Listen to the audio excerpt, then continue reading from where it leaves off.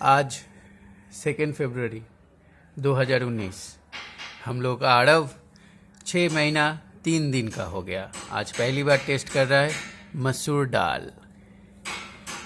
जीवन में पहली बार मसूर दाल खा रहा है।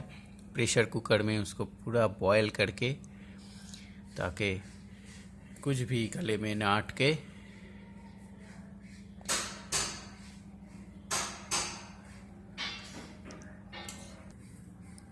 ये देखिए मसूर दाल, ये देखिए मसूर दाल का पहला निवाला। जीवन में पहली बार वो टेस्ट कर रहा है। 2 फरवरी 2019 को आरव ने खाए हैं मसूर दाल। कैसा लग रहा है बेटा?